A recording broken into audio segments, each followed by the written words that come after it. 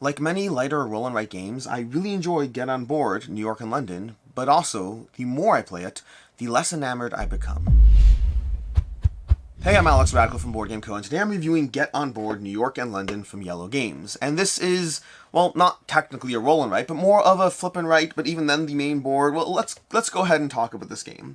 This is a flip and write game. It's a flip and write game of creating your own little bus route. In fact, this game was originally called Let's Make a Bus Route. This is the re-implemented, redone version of Let's Make a Bus Route, and it's one in which you're going to be slowly making a bus route across the board. You're going to have your main board over here where you're going to be slowly moving your lines, moving your little tracks along the board, and other players are going to be doing so as well at the same time. Every single round, what you're going to do is you're going to go ahead and draw one of these cards, flip it over, look at the corresponding ticket on your zone, and everyone's sheet can be different over here, but I see that I can go ahead and cross one of these off, and I'm going to be making a turn over here. Basically, you're putting these little things around the board over here, but then you're putting either a different number depending on the specific ticket you chose, as well as a specific number of turns and or straight lines. Now you're going to be starting from a specific number. You're going to determine that at the beginning of setup by drawing tickets before reshuffling, so everyone will have one of these specific numbers that they start from, and there's other traffic lights as well. And then from there, I drew a little straight line and a curve line, so I'm putting down two of these, but I do get to turn them,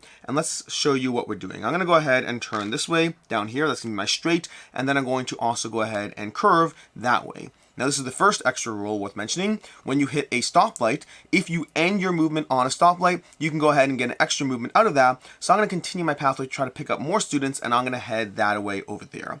That's a classic starting turn in Let's Make a Bus Route, in Get On Board. This is not Let's Make a Bus Route. That's the starting turn and Get On Board. You're going to be going ahead and flipping a card, 12 turns the entire game, the 12 turns defining how many pieces you put out every single round between 1 and 3, how many turns you have, and then there's a whole bunch of other things, of course, in addition to what you're actually trying to do and why. As far as what you're trying to do and why, what you're trying to do is you're trying to score as many points as possible, as you might imagine, and you're doing so by managing all of these boxes, and then the negative modifiers over here. You're going to be getting points every time you pick up a grandma. You're going to pick up a grandma, you'll go ahead and circle one of these off every single time you pick one up, and you'll get an increasing number of points as you go along, eventually getting to a point at the end of the game, you'll add it all up and you'll say, I got 5 points over there for picking up grandmas. They're going to be found over here, the various intersections, all good, simple, to the point. Students are a little more complicated, but a whole lot more fun. One of my favorite things to pick up. Students, every time you pick up a student, you'll circle the student area, and every time you go visit a university, you'll circle a university, and then at the end of the game, you'll multiply the number of students times the number of universities, and you'll get that many points. I like that one, because if you get 7 students and 4 universities, that's 28 points, which could be half your score. So I do like going for those students. It's a nice little multiplier. That's fun over there. Additionally, if we go over here, you're going to be picking up these passengers over here, and these ones, you have to start by picking them up, but then as you progress, eventually you're going to drop them off at their specific office buildings. When you drop them off, you'll get points either 2, 4, or 6, depending on how many you've picked up before you drop them off. And you'll additionally get a bonus, either another grandma, a tourist, or a student as an additional bonus, depending on how many you got. So you're getting points as well as bonus things, depending on when you time those drop-offs for the business people, office workers. Something like that. Past that, we have the tourists over here. Tourists are going to give you points as well in a similar fashion to the business people, but not giving you any bonuses, just giving you raw points. The nice part is if you gather 4 tourists before a drop-off, you'll get 14 points, which can be really, really impactful. The downside is both with business people and with tourists, if you have a full bus of them before you drop them off, then any additional ones you pick up along the way are kind of wasted.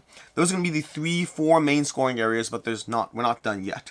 Additionally, we have these specific goal cards. Those will mix up per game. In this case, we have 10 points for the first person to get 5 grandmas, and then when you flip it, it's going to be 6 points for the exact same goal, so other players can get it. First person there gets more points. Over here, we have those specific tourist attractions, 10 points for the first person to visit 3 of those tourist attractions around the board. That's going to be the general goal cards.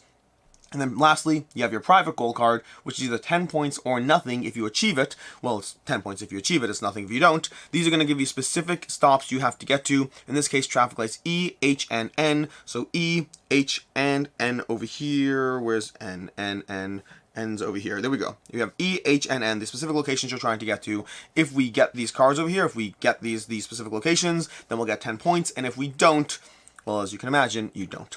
Now lastly, we're not done yet because we do have negative modifiers in place as well.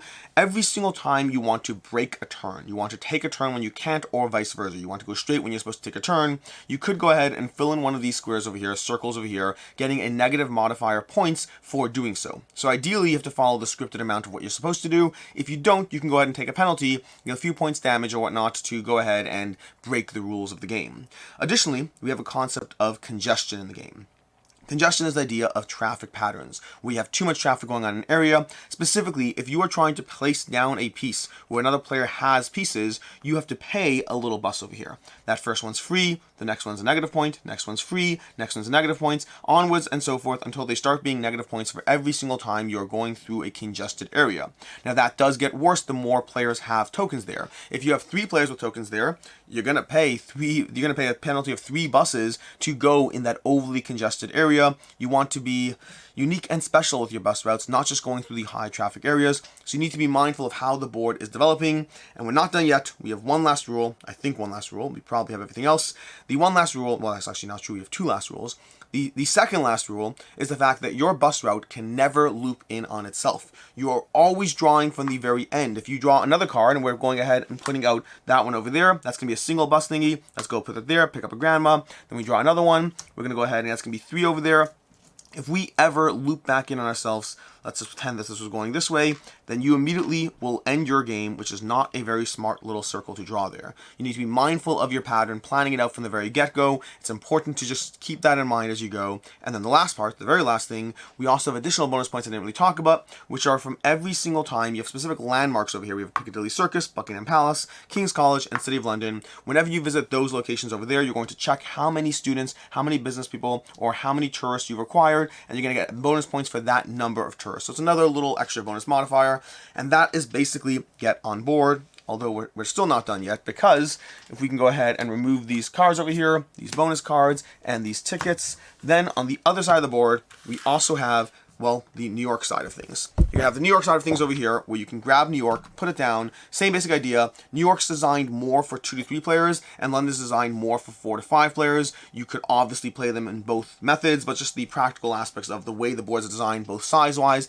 as well as congestion. New York over here has built-in patterns of these little darker spots. That's already considered to be a starting point of traffic congestion to kind of accommodate for the fact that you only have 2 players and still make it feel like there are busier areas of the board.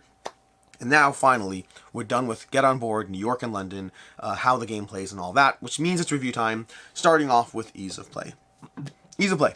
Rulebook is incredibly simple to dive into. Very short, very to the point, no confusion, no lack of clarity. Game takes around 30 minutes, table size is minimal. All things as far as ease of play are, this is an easy game to table. It's a solid filler game, easy to pull out and, well, get played. As far as player count, this is a 2 to 5 player game. I've played this at 2, 3, and 4 players. I've enjoyed it, or was it 5? 2, 3, and 5. I played it at 2, 3, and either 4 or 5 players. Overall, this one, it works at all player counts. I think I prefer more at higher player counts. I'm pretty sure it's 4. Nope, it was 5. It was 5. It was definitely 5.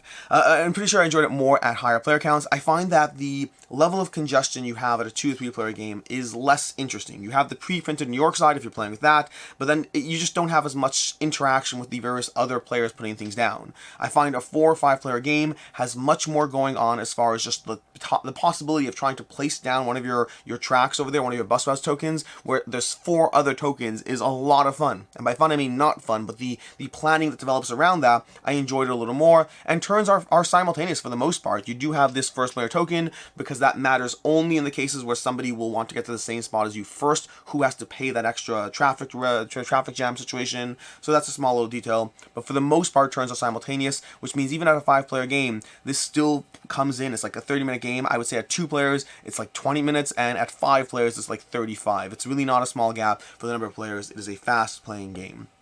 As far as what I like, don't like, and conceal as not liking, first of all, I mean, the game is quick, it's easy to learn, it's quick playing, it's an enjoyable little puzzle. There's a little degree of optimization as far as the different ways you're going to try to build. Am I going to try to pick up students more this time? Am I going to focus on grandmas? Because grandmas are not really worth it. But when you get to the bottom of the grandma track, they're worth 3 points each. Does change the equation and the math a bit. But then also there's the tourists and the business people and timing the drop-offs around there. And you're trying to do all this while choosing the cards you have and going to different locations and, well, not choosing the cards, having the cards chosen for you and trying to plan around that, choosing when to spread off off of a traffic light situation, get a few extra points because you managed to extend your track one more, choosing whether to go for your gold card, which these gold cards are tough. I find that these gold cards over here, if you don't heavily focus on them from the beginning, you will not get them, which means they can be an extra 10 points in a game that sometimes the end score is like 50, 60 points, and so 10 points is not something you should ignore, but also it does define most of what you're trying to do, and if you try to aggressively pursue that and let that lead your entire strategy, you may find yourself losing more than 10 points. And so there's a decent puzzle optimization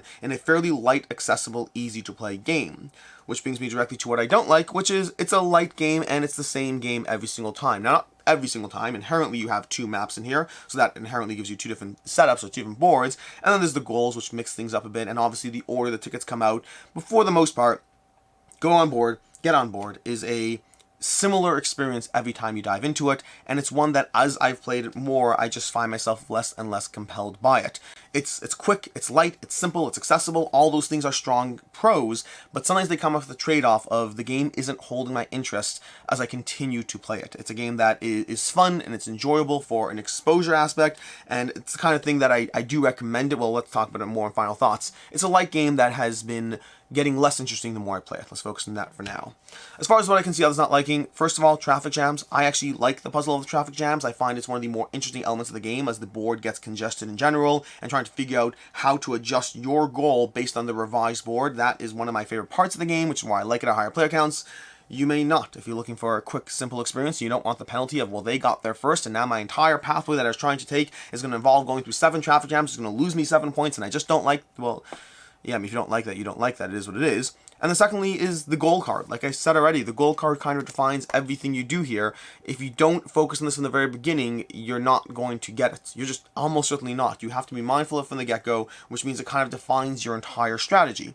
So it's 10 points, which is big, but it takes a lot of the decision of what you want to do and puts it into, well, what makes sense given where I started and given what I'm trying to do. And that's a little bit less fun. Not the end of the world, but a little less fun, not to mention the luck aspect of where you start versus how close you are to one of your traffic lights. So there's definitely luck in the game as well, just in the way the cards flip, who gets there first, your starting goal, things like that.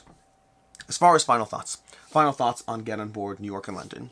Get On Board New York and London is a flip and write game. It's another solid flip and write game. I like flip and write games. I like the genre in general, but also there's often a balance because they are lighter games by their very nature. Now, lighter is not inherently a bad thing, but it does depend on who you are and what you're looking for. I can see this game being a game that somebody else dives into 10, 15, 20 times, but like 5 plays in and I don't know if I care enough to continue playing it. I like the puzzle it gave me. I like the experience it gave me, but I also feel that I get similar experiences from other games that manage to either give me more variability or a bit more reward in what they're doing. I like this game. It's a good game. If you've played flip and write games, if you like picking up all of them, this is worth trying. If you in general just like flip and write games or roll and write games, I think it's worth looking into. Whether this one becomes a keeper for you versus another one, that's a different story. For me, it's a 3.5 out of 5. Solid game, does a great job, also gets a little boring for me over time. As far as other game recommendations, first of all, there's going to be Metro X. Metro X is another game that, like this one, got boring to me over multiple plays, but it's one that I did enjoy the puzzle of trying to connect your subway lines across, moving them across the edge of the board. Very different puzzle in terms of how it does it, but also equally compelling initially with a slow fade off, but an experience that I enjoyed and would recommend. And then secondly, I'd say Railroad Ink.